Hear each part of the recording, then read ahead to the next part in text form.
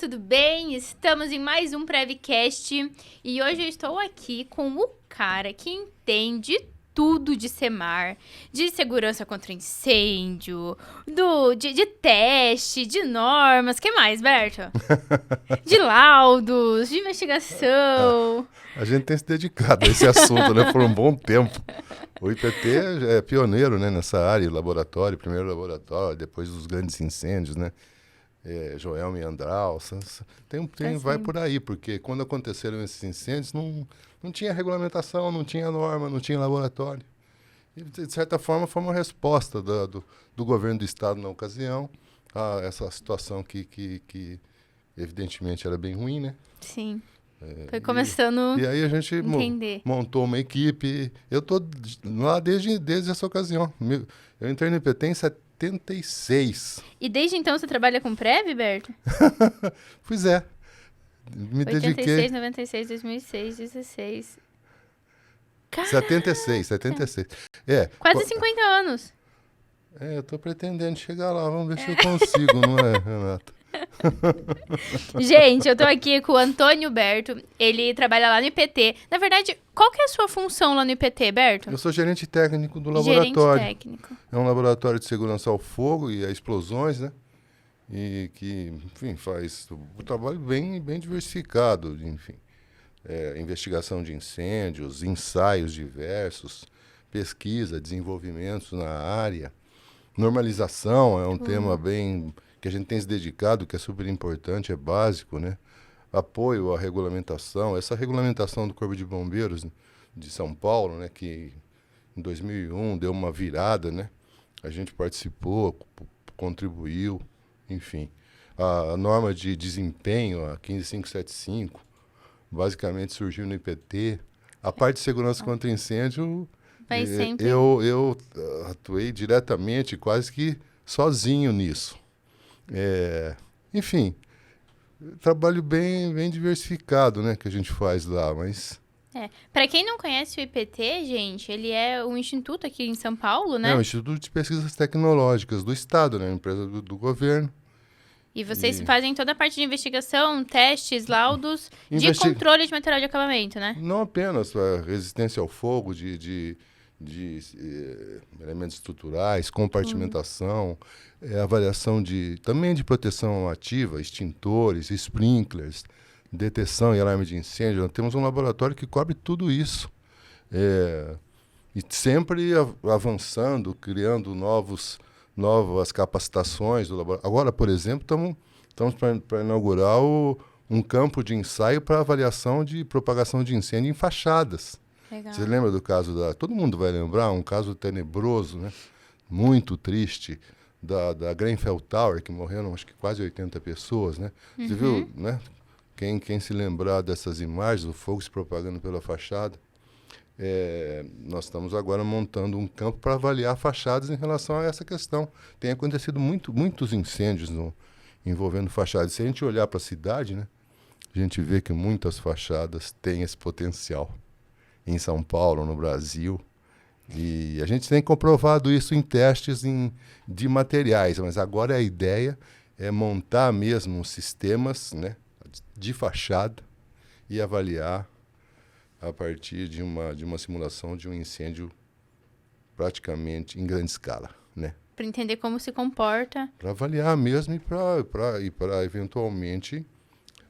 ter elementos, informações para aprimorar essas fachadas ou mesmo para bani-las, né? Falar, esse sistema não tem condição, isso não é... Então, é uma contribuição bem importante para a área de segurança contra incêndios. Isso foi normalizado, né? Foi uma das normas que a gente se esforçou bastante em elaborar, né? E conseguimos, afinal, com uma certa resistência, naturalmente, mas... conseguimos e estamos implantando. Vamos ter a possibilidade de avaliar fachadas aí inteiras. Eu estou tentando me lembrar o número dessa norma, que é a norma... Mamãe, pera lá.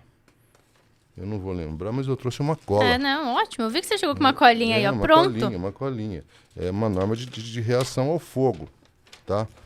E é a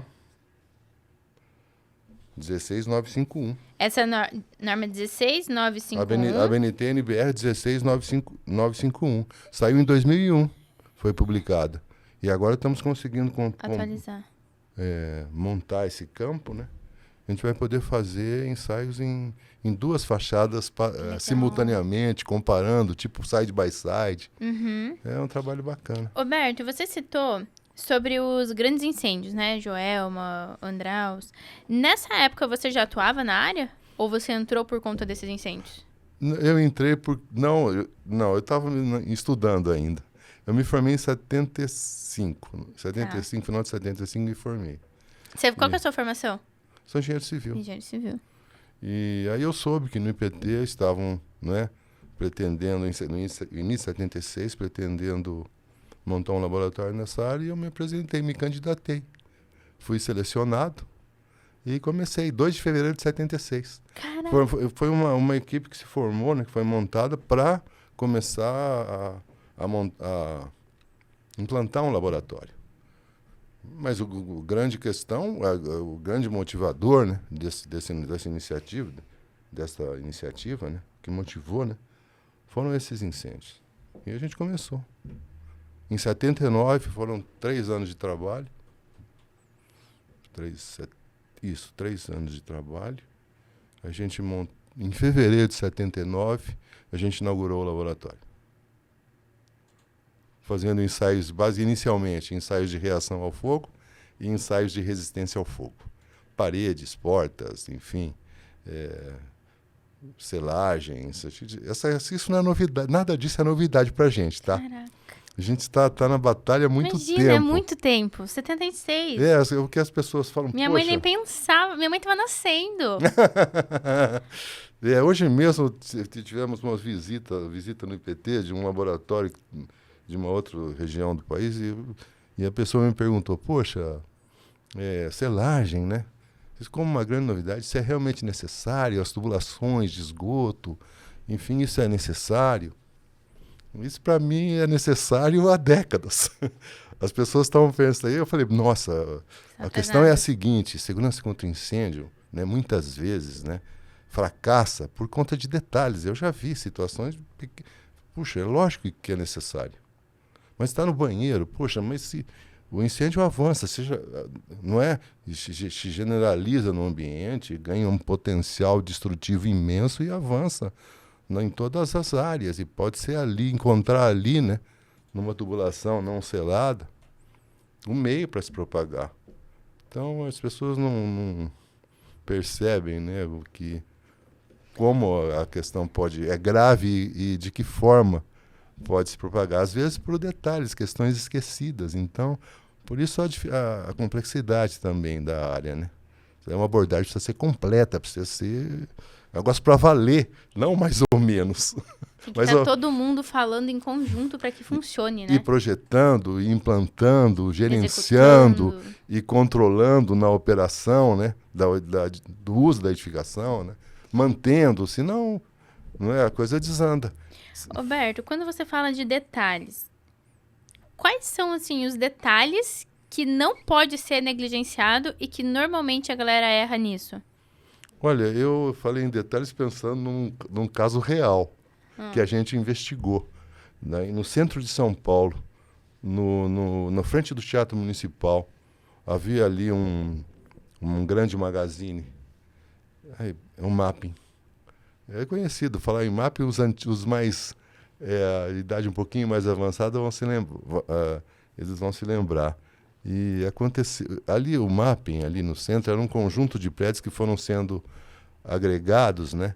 E compôs lá uma bela de uma área, um magazine de vários pavimentos. E a prefeitura exigiu que fosse construída mais uma escada, né? Então era um edifício antigo, com saídas em situação de incêndio bem precárias, então exigiu que se construísse uma nova escada. E havia esses edifícios antigos, que são blocos no centro da cidade, eles têm áreas internas abertas para ventilação e iluminação. E se escolheu uma dessas áreas para construir uma escada. Só que as janelas foram mantidas, as paredes, a escada foi construída, né, a partir do subsolo, para não interferir na atividade da loja, do magazine. Pelo subsolo entraram e foram construindo uma escada. Só que as janelas não foram fechadas, ficaram as janelas, foram pintadas janelas e dentro uma parede encostada nas janelas, naturalmente com pequenas frestas, porque não teve acabamento. Um belo dia aconteceu um incêndio, aparentemente um incêndio provocado, criminoso, na área de colchões e na venda de colchões. E esse fogo ganhou intensidade, o Corpo de Bombeiros foi acionado, e chegou rapidamente, né? Não é nem sempre o Corpo de Bombeiros consegue chegar rapidamente por conta do trânsito da cidade, das dificuldades. Estava controlando o incêndio quando percebeu que o incêndio estava no 9º pavimento, 8º pavimento. Estava ali, né? Era um pavimento razoavelmente baixo, 2º, 3º, não me lembro bem. Quando perceberam, o incêndio estava lá em cima. Como? As janelas quebraram na região e pelas frestas os gases quentes subiram e avançaram, provocando. E aí a coisa ganhou força. O Corpo de Bombeiros já estava com a situação sob controle. Aí foi um festival de loucuras. Teve bombeiro que teve que ser salvo, aprisionado impedido de sair pela fumaça, portas inadequadas que fecharam e não abriam mais, um monte de situações e felizmente não morreu ninguém, mas um detalhe. Então, quando a gente estava falando, por exemplo, dessa selagem nos dutos de PVC, de esgoto, de água fria, enfim, né, que consumidos pelo fogo, né, deixam passagens por onde a fumaça, mas as pessoas falam, um pequeno buraquinho, não vai, o fogo passa. As fachadas, puxa vida, a selagem perimetral, aquele espaço que existe, não vai, o fogo passa. Então tem que resolver segurança contra incêndio, é o que eu costumo dizer, tem que ter uma abordagem sistêmica, as pessoas precisam entender como funciona a segurança contra incêndio, né? Então, eu pensando nisso, a partir dos incêndios que a gente estudou, um deles que eu estudei, o primeiro grande incêndio que eu investiguei, né? Foi esse da CESP, aqui na Paulista, quase esquina com a Augusta. Ocorreu ali um incêndio imenso, né, nas duas torres da CESP. E eu estudei esse incêndio e a partir desse estudo, observando tudo o que aconteceu, porque eu já conheci o prédio, assisti o incêndio. Quando eu soube, eu fui para Paulista e assisti até de madrugada. Vi o edifício ruir. Acompanhei até o final. E depois, o IPT foi contratado para investigar, para dar enfim, parecer, um relatório do que tinha acontecido. E aí eu bolei, a partir de tudo isso, uma abordagem, que eu chamei de abordagem sistêmica para a segurança contra incêndio, dividi em 8 objetivos, né? E associei naturalmente a cada objetivo um conjunto de medidas, ou de prevenção ou de proteção. E não só no projeto, no uso também da edificação. Aí eu compus uma abordagem sistêmica que eu continuo divulgando até hoje. Vai divulgar hoje, né? Puxa vida. É difícil, porque eu posso falar sobre isso. E isso mostra, né, a importância. Qual era a minha intenção? Mostrar qual o valor e a importância de cada medida. Poxa, para que serve o extintor? Para que serve o hidrante? Para que serve o controle do CEMAR? Para que serve a resistência ao fogo das estruturas? Para que serve compartimentação? Para que serve a composição de uma fachada, a implantação do edifício no lote, sob o ponto de vista da segurança contra incêndio? Para que serve, qual o valor dos sprinklers, da deteção? E eu consegui amarrar tudo isso nessa abordagem. E é uma coisa bem assim, bem didática, e é um bom roteiro até para você avaliar se o edifício é seguro contra incêndio. E você falou que dividiu isso em 8 etapas. 8 etapas, que eu chamei de 8 subsistemas.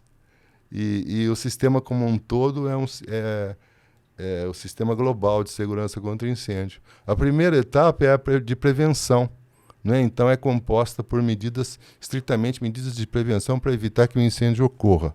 Então é projeto e implantação das instalações elétricas atendendo, né, a BNT-NBR 5410, a manutenção adequada das instalações, organização do local de trabalho, controle das atividades de manutenção, das atividades a quente, limpeza da área, uma série de ações, né? Conscientização da população para o risco de incêndio, que é uma questão essencial, um conjunto de ações para controlar o risco de um incêndio se iniciar.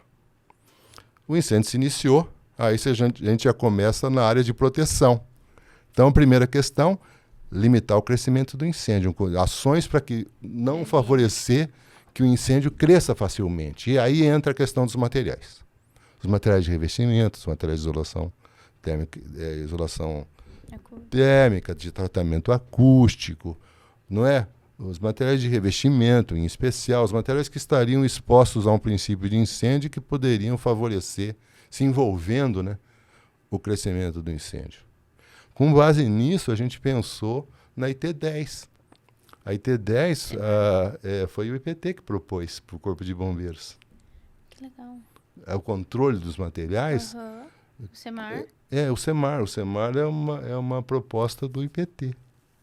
Bom, então o SEMAR entra muito forte aí, mas o SEMAR não se restringe a isso. Tá? É uma parte do SEMAR. Está associado a limitar a rapidez com que o incêndio cresce. Porque depois que o incêndio cresceu, Renato, a coisa ficou feia. O risco para as pessoas, para o meio ambiente, para a propriedade, se agrava tremendamente. Então, agora, bom, paralelamente a isso, os meios para extinção.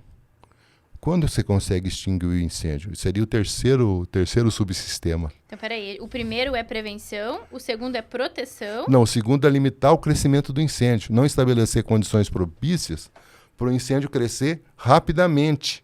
Perfeito. Através do envolvimento dos materiais que compõem a própria edificação. E o terceiro? O terceiro é algo concomitante a esse segundo, que é estabelecer os meios para que o incêndio possa ser combatido enquanto ainda é pequeno, antes de atingir a inflamação generalizada no ambiente. É concomitante. Percebe? Isso aqui seria medidas ativas? O primeiro do que está o SEMAR, que é limitar o crescimento do incêndio, não estabelecer condições propícias, é medida passiva. Mas ele é complementado com um conjunto de medidas ativas, que visa extinguir o incêndio no seu início. Então, essa questão importantíssima, que é limitar o crescimento do incêndio, ela tem que ser atacada por medidas passivas e por medidas ativas. Aí entram os extintores, os hidrantes. Os sprinklers, para que servem os sprinklers? Depois que o incêndio ganhou força, o sprinkler não vale mais. Ele só controla o início. O início, todas as medidas. A deteção, a deteção não controla o incêndio. Não, a deteção tem, nesse momento, tem o sentido de alertar a brigada para as ações de extinção, para alcançar o local, para saber onde está acontecendo o princípio de incêndio. Então é um conjunto de medidas. Beleza. Em algum momento, as pessoas têm que sair. Então, o quarto subsistema é relativo ao abandono da edificação pela população. Que aí vem o caso de saída de emergência. É a evacuação segura da edificação, não é? E o quanto antes isso for possível, e a deteção entra de novo aí com o sentido de mobilizar as equipes de abandono que vão, não é, organizar a população, enfim. Para quem não sabe o que é detecção de incêndio, é essa caixinha aqui, esse materialzinho que fica no teto, gente. Eu espero que todo mundo saiba, né? Pô, tá aqui, tem que saber, né? Mas para quem não sabe, é o que fica lá no teto, que ele não vai apagar, ele não vai fazer nada. Ele só vai acionar a sirene para avisar, igual o Berto tá falando, que tem uma brigada, né, Berto? Sempre tem que ter pessoas que vão organizar o abandono, enfim, né? A segurança contra incêndio exige brigada para extinção, brigada para abandono. Enfim, tem que ter uma organização para enfrentar a situação de emergência. E isso também faz parte do sistema. Se você pensa em abandono, não é? A questão de garantir que as pessoas saiam, você tem que ter uma brigada voltada para isso. Se você pensa em extinção, que é o terceiro subsistema, você tem que ter uma brigada voltada para isso. Então, são um conjunto de ações. E nesse conjunto de ações, tem as ações associadas. Para cada um desses conjuntos, tem as ações associadas ao projeto e construção, ao processo produtivo da edificação, e tem as ações associadas ao uso. Então, por exemplo, em relação à extinção, não é? Inicial do incêndio, você tem que fazer a manutenção dos extintores, a manutenção dos hidrantes, a manutenção dos sprinklers, enfim, a checagem das condições operacionais de cada sistema. Então, são ações associadas ao uso.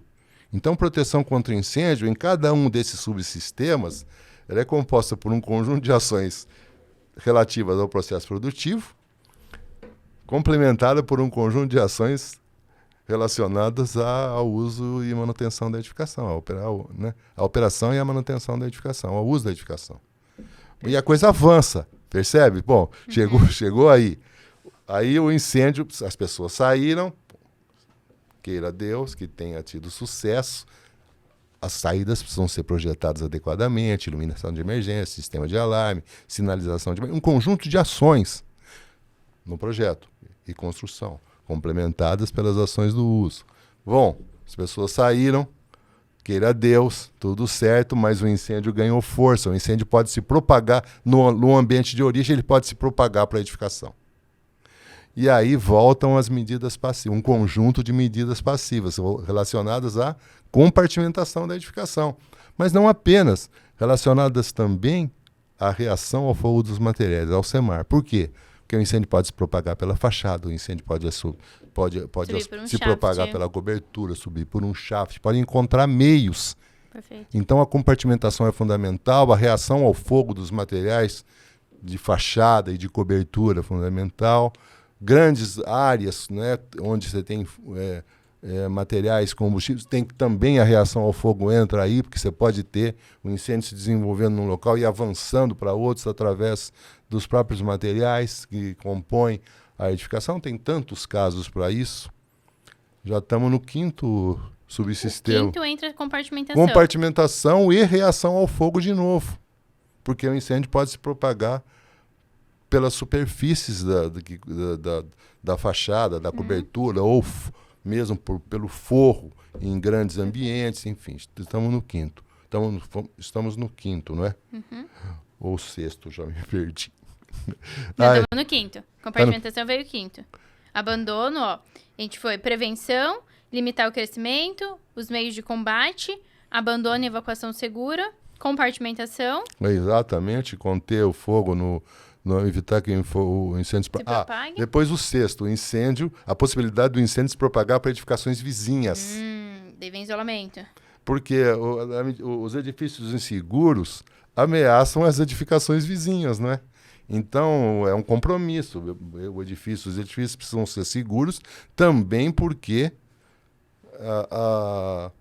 por conta dessa ameaça que eles podem representar incendiados a edificações vizinhas, porque o incêndio pode se propagar por radiação, né, térmica especialmente, ou mesmo por convecção, dependendo da proximidade. Aí a questão do isolamento de risco. O Corpo de Bombeiros, na regulamentação, privilegia muito essa questão, porque se você tem edificações distintas, mas que são não se caracterizam como riscos isolados, você pode ter uma situação de incêndio num edifício e ele se propagar para o outro. Você tem incêndios e se propagar para outro, né? Você pode ter conflagrações, que é o pior que pode acontecer.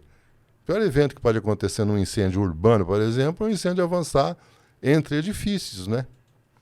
Então, aí você tem um conjunto de ações específicas para resolver esse problema. Composição de fachadas adequada, resistência ao fogo da fachada, ou pelo menos parte da fachada, né? Porque você tem sempre a parte envidraçada, então precisa ter uma composição, implantação da edificação, garantindo distâncias compatíveis com essa fachada, né? E aí volta de novo a reação ao fogo dos materiais da fachada. Quais materiais que vai colocar na fachada? Você vê, acho que tem uma imagem forte, não sei se as pessoas observaram, nesses incêndios que têm acontecido no Oriente Médio, em grandes edificações, o uso de alumínio composto.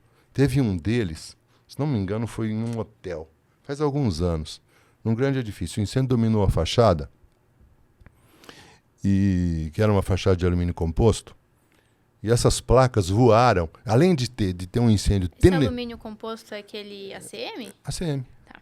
Que tem polietileno dentro, mas não necessariamente. Tem o alumínio de mau desempenho e o de melhor desempenho, vamos dizer. E aconteceu isso, o incêndio dominou a fachada, um incêndio tenebroso, quem viu isso falou, assustador. Mas, pior que isso, um edifício razoavelmente isolado, gigante e isolado. Tudo bem, propagação por radiação ali não aconteceu, não existia edificações próximas. Mas essas placas queimando, desprenderam e voavam, sabe? Assim como pena, sabe a pena quando cai? Dessa forma, e criaram mais de uma dezena de incêndios subsidiários em edificações próximas. Então... Aí, nesse caso, não adianta estar em isolamento. Por isso que a fachada tem que ser a fachada não precisa ser em combustível, ela precisa ter um bom desempenho. E onde a gente vai medir Qual isso? é a diferença, então, Humberto? Porque assim, ó, uma fachada em combustível, ela não vai pegar fogo, não vai propagar rápido. Não vai pegar fogo. Não é que não vai propagar. Ela nem vai pegar fogo. Não pega fogo, é em combustível, material que não se igniza, não desenvolve calor, não desenvolve fumaça. É o melhor dos mundos, mas querer isso... Atualmente é querer demais. E outra, não há necessidade. Porque a gente desenvolveu métodos de avaliação que permite, né, usar materiais combustíveis com determinados limites, naturalmente, com segurança, não é? Então, tem materiais combustíveis e materiais combustíveis. Nesse caso, essa fachada, por exemplo, que as chapas queimando voavam, é uma fachada perigosíssima, deve ser evitada. Então você vê, a propagação do incêndio entre edifícios pode também acontecer por esse mecanismo. É uma questão importante resolver a fachada, não só sob o ponto de vista de distanciamento, de composição, de aberturas, de resistência ao fogo, mas também sob o ponto de vista dos materiais. Entra de novo o CEMAR. Não é? Volta sempre. Mas sempre. O que é uma fachada com bom desempenho? E sob o ponto de vista de CEMAR. Uma fachada que não propaga o fogo. E a gente vai verificar isso com essa nova norma que a gente falou, que é a 16951. Percebe? Você vai verificar se ela se envolve, se desprende partes queimando que podem cair sobre as edificações vizinhas. Entendi. E, além disso, a fachada tem que ser composta de forma que as aberturas... Porque um aspecto importante da propagação entre edifícios é a radiação emitida pelas aberturas, pelas partes não resistentes ao fogo da fachada, né, que podem ser destruídas, como os vidros, como as janelas. Por ali a radiação vai ser emitida, o incêndio ganha força, passa a emitir radiação sobre as edificações vizinhas. Essa radiação, dependendo da proximidade e da intensidade com que ela é desenvolvida, pode ignizar materiais à distância, não é? Então, você restringe, não é, essas aberturas e associa a distâncias, não é? Define limites de distâncias, considerando essas aberturas para que o fogo não se propague para as edificações vizinhas. Esse é um aspecto. O outro né, se você usa materiais combustíveis, você pode ter toda a fachada se ignizando, e aí você não tem só as aberturas emitindo radiação, você pode ter a fachada inteira. Como aconteceu com o CESP. O incêndio dominou 15 andares ao mesmo tempo. 15. Então era uma área Tudo pela fachada? Pela fachada.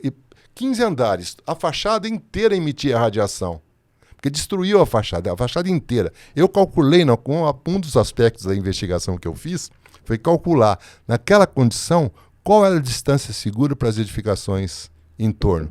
Sabe a que distância eu cheguei naquela condição? Cerca de 80 metros. Ou seja, naquele quarteirão da Paulista não poderia ter nada. Mas espera um pouco, isso é um absurdo. É um absurdo. Por quê? Porque você não pode admitir que o incêndio domine tantos pavimentos, mais de um pavimento ao mesmo tempo. Aí eu fiz o mesmo exercício, considerando que a fachada fosse uma fachada bem concebida, e todo o edifício, de forma que o incêndio se restringisse a um pavimento. Qual era a distância segura nessa condição? 9 metros. Qual era a distância que tinha em relação ao edifício para onde o incêndio se propagou? 9,5 metros. Então, se o edifício onde o incêndio começou fosse seguro, sob o ponto de vista de não ameaçar a edificação vizinha, a Torre 2, porque a sede 2, era a sede 1 e a sede 2, não teria se incendiado. Percebe? Então, aí eu falei, puxa vida. E outra, eu comecei a perceber, enfim, na concepção desse sistema, que existe uma subordinação. Se eu não resolvo um problema, eu não consigo resolver outro. Se eu não resolvo a compartimentação do incêndio na edificação, garantindo que ele fica a uma área restrita, se eu não consigo resolver a propagação para edificações vizinhas. Perfeito. Percebe? Se eu não consigo resolver a questão do crescimento do incêndio, eu posso não ter condição de garantir a extinção inicial do incêndio. Posso não conseguir, pode fazer o que for, não conseguir garantir um abandono seguro. Então, percebe? Existe uma subordinação. Então, se não adianta, aí que a gente percebe, não adianta você resolver parte da segurança contra incêndio, você precisa resolver ela como um todo. E aí a coisa vai. Depois disso, ainda tem o 7º e o 8º subsistemas. O 7º é a resistência ao fogo da estrutura. Vamos imaginar. Isso é bem interessante. Por quê? Isso eu percebi claramente naquela noite que eu assisti o incêndio da CESP. Por quê? Porque o incêndio se desenvolveu não no primeiro, ele passou para o segundo, para o segundo, que era um edifício bem maior. E provocou o colapso estrutural de parte desse edifício. O que o Corpo de Bombeiros podia fazer? O que poderia ser feito? Qual era o papel do... Vamos imaginar que existisse sprinkler aí. Não teria nenhum papel, tá certo? Nenhum. Certo. O incêndio já tinha ganhado força e quando se propagou com intensidade, dominando vários pavimentos. Também. A estrutura passou a ser afetada, como foi o primeiro, sem qualquer controle pelo calor do incêndio. Nesse momento eu não tenho o que fazer. Se a estrutura não foi dimensionada para suportar essa ação, ela vai ceder. Ela vai ceder. E vai ficar cada vez mais arriscado quanto mais o incêndio se propaga, quanto maior a extensão da estrutura atacada pelo fogo. Bom, então, resistência ao fogo da estrutura é fundamental. E não tem... As outras ações, na medida em que o incêndio ganhou força, se propagou e avançou na edificação, a estrutura tem que suportar, então ela tem que ser dimensionada. Mas qual é o limite disso? O limite disso você não pode admitir que todo o edifício seja incendiado, ou que parcelas imensas da edificação sejam incendiadas. Volta a questão da compartimentação, volta a questão de limitar o incêndio na edificação. A gente volta para o básico, né? Volta. Então você vê, é uma abordagem sistêmica que você tem essa interdependência. E a ideia é você resolver cada um desses subsistemas para garantir de forma que as soluções interajam e garanta a solução do todo. E aí a gente vai para a 8ª parte, que é a ação do bombeiro. Aí chega o bombeiro para as ações de socorro. E eles precisam ter a possibilidade de ter sucesso, poder ingressar, ter equipamentos à disposição, e assim termina a abordagem. Beto, é interessante que tudo isso até agora, esses 7 passos... Tem o 8º dos bombeiros então, ainda. Mas os 7, a gente está falando só de um trabalho do profissional. Exatamente. Um passo depende do bombeiro. E o que a gente vê é extremamente o contrário. É a galera jogando tudo em cima do bombeiro. O bombeiro atua no Brasil regulamentando, fiscalizando. Então, mas... Eu adorei isso. Sério? Sério. É sensacional. É bacana. Porque você vai fazendo esse ciclo, esse sistema, e você vai vendo que tudo volta pro básico. Fazer um projeto bem feito, fazer uma análise bem feita, entender o que está fazendo, não fazer aquele copia e cola. Gerenciar a edificação adequadamente. Os riscos. Não só no projeto, gerenciar os riscos não só no projeto, na implantação, mas no uso. Em tudo. No uso, na vizinhança, o que tem perto, quais são os riscos que a gente tem. Porque... Quando a gente vai fazer, por exemplo, o projeto de uma distribuidora de gás, né, onde fica lá os vários botijões, a gente tem que analisar tudo que tem em volta. Só que isso deveria ser feito para todas as edificações. Para saber as distâncias que a gente tem em tudo. Quando o Corpo de Bombeiros fez a regulamentação, essa nova regulamentação, né, o que se originou no início dos anos 2000 aí, eu tinha a expectativa, até batalhei bastante para que isso fosse feito assim, mas não consegui.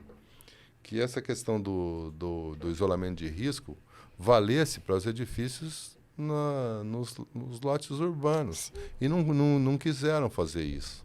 Isso não mexe com a economia, né? Não, alegaram que isso era atribuição das instâncias municipais, que interferiria no uso e ocupação do solo. Só que eu provei que não, na ocasião. Provei que não, e que poderia ser feito sim, não somente para lotes, para edifícios no mesmo lote, tipo plantas industriais, não, que poderia ser feito para cidades como um todo, né? Mas não foi aceito. A única coisa que fizeram, né, em relação à instrução técnica 7 foi colocar no final que se alguém quisesse garantir o distanciamento seguro das edificações em lotes urbanos, convencionais, distintos e tal, se quisessem, poderia usar aquela metodologia da instrução técnica 7. Só. Não obrigatório. E, enfim, mas é isso que nós temos. Sabendo como a galera adora seguir, né? Temos muito para avançar, né? Na regulamentação, inclusive, né? Eu quero entender isso. Você está há quase 50 anos na prevenção contra incêndio, certo? Certo? Pois é. Tá. Meio século quase. Meio século. Olhando para os próximos anos, qual que é a perspectiva? O que você vê? O que você acredita que vai acontecer? O que você espera? Olha, Renata, a gente tem feito um trabalho forte na área de normalização, mas eu, francamente, estou pensando nesse trabalho para o futuro, para ser útil no futuro, porque agora é difícil, né? Por exemplo, a gente fez a instrução, a norma 16626, classificação de reação ao fogo dos materiais, né?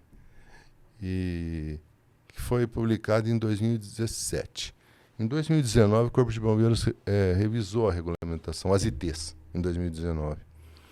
E eu, que eu fiz? Eu preparei uma versão, a versão do IPT, né, de proposta, para essa instrução técnica 10, incorporando a 16626, que é um método de classificação da reação ao fogo equivalente à dos bombeiros, só que entra nos detalhes, para não ter...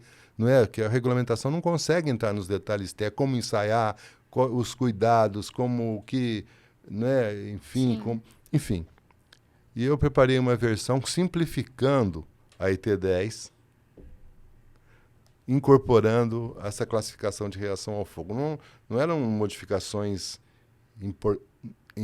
era seguir a linha, só incorporei a norma e simplifiquei a IT10, deixando para a IT10 apenas as exigências. Isso não foi aceito.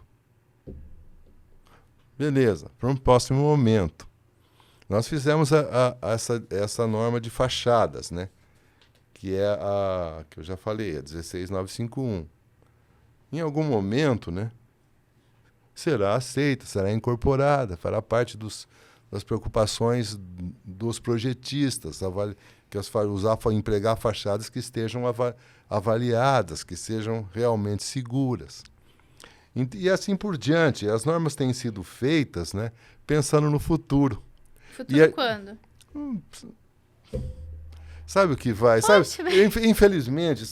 Infelizmente, uma constatação pode ser uma afirmação tanto quanto pessimista, não é? Ou até imprópria, mas a área de segurança contra incêndio, o avanço da segurança contra incêndio, se dá a partir de tragédias. Sim. Eu vou pegar o caso da KISS. Quando aconteceu o incêndio da KISS, a IT-10 do Corpo de Bombeiros estava pronta, enfim. Não foi fácil garantir que a IT-10 fosse introduzida, não foi fácil garantir que ela fosse reconhecida também, não é? Quando a gente propôs a IT-10 e foi aceita, isso foi uma ação diretamente junto ao comandante do Corpo de Bombeiros. Ele me ligou na ocasião. Era o Coronel Ferrari e falou: Beto, nós vamos fazer uma renovação grande da regulamentação e você tem sugestões? Só tem uma pronta. Hã? Você falou que tem várias. Eu agradecia, né, a oportunidade, essa abertura. E eu falei, eu tenho várias, mas eu tenho uma em especial aqui, que é o controle de materiais, por conta disso, por conta disso. Falou, bom, beleza, eu acho que é uma boa ideia, você pode nos apoiar? Sem dúvida. E foi por aí, beleza? A gente conseguiu, entre outras tantas, né, situações que a gente pôde apoiar. Só que foi difícil o Corpo de Bombeiros aceitar. Aí a gente percebeu uma certa resistência. Juntamente com o comandante, a gente propôs, vamos explicar essa instrução para o Corpo de Bombeiros. Eu viajei para diversas cidades de São Paulo, falei para mais de 500 homens em diversas situações, né? Fui para Rio Preto, fui para Campinas, fui para Piracicaba, fui para Marília, fui para Santos, fui para São José dos Campos. Para tudo. Os principais centros aí dos bombeiros, né? E falando sobre a importância da IT-10. Mas não se valorizou propriamente. No Estado, sim, mas no Brasil não houve. Quando aconteceu a KISS, né, onde se percebeu que os materiais de revestimento, né, usados lá favoreceram, basicamente produziram aquela tragédia, todo mundo falou, poxa, controle de materiais é importante. E os corpos de bombeiros do Brasil se interessaram pela IT-10 e incorporaram em suas regulamentações, né? Até passaram a adotar, tendo como referência a regulamentação de São Paulo, que era mais completa. E um dos aspectos que foi valorizado foi a IT-10, que até então era ignorada. Eu tenho casos dessa, nem vale a pena falar, mas situações assim, claras de o Corpo de Bombeiros não reconhecer e, a partir daquilo, passar a valorizar em outros estados. Então, os incêndios vão dar conta, infelizmente, no Brasil, desse avanço, mas a gente tem que preparar essa base. A gente já fica pronto, esperando...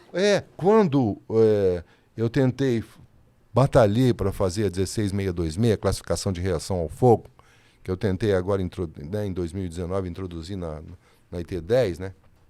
Não consegui. Quando a gente estava elaborando, houve muita resistência. Uma das coisas que eu coloquei para tentar vencer essa resistência, falei, olha, eu vou pegar o caso da boate Cromagnon em Buenos Aires, não é? Quando aconteceu, foi uma tragédia semelhante aqui, também foi o material de revestimento da cobertura, né, do forro, do teto, e o incêndio se estabeleceu ali rapidamente, e foi tenebroso, matou muito jovem, não é? Quase na mesma proporção da KISS. Eles lá na Argentina não tinham uma referência. Nós tínhamos a IT-10, tínhamos essa que a gente já tinha feito. Estamos querendo avançar, né? E ter uma base para que isso se espalhe para o Brasil. E, basicamente, não é para as empresas fabricantes de material que possam classificar, que possam colocar seus produtos para os projetistas com as classes. Lá eles não tinham nada disso quando aconteceu. Veja se eles têm alguma coisa agora em relação a isso. Nada. Nós já tínhamos uma base, e essa base valeu para que esse tema se consolidasse. A gente está querendo apenas dar um pequeno passo. Percebe? Então foram papos dessa ordem para segurar a cabeça das pessoas que viam, né, enfim, na área da construção civil algo como uma ameaça. Mas nem era, né? Na verdade, a questão de controle de materiais não tem custo nenhum. Você vai escolher, você viu aquela... Sim. Eu tentei explorar essa questão, não tem custo. É saber, é conhecer. É escolher, né? E exigir dos fornecedores a caracterização comprovada. Isso, enfim, então o futuro, né, os incêndios vão dizer. O que será nosso? Nós temos que fazer o seguinte, isso é uma coisa que a gente tem valorizado, Renato. Preparar a base técnica. nós estamos trabalhando na área de normalização com muito afinco e tentando avançar. O CB24 tem Trabalhado super. super, né? E com essa perspectiva, para o futuro, não é para amanhã. Foi uma das coisas que eu falei, né, quando fiz a 16626, para segurar a cabeça das pessoas. Eu não tenho expectativa que isso vai ser usado amanhã. Só precisa ser usado. Vai ser.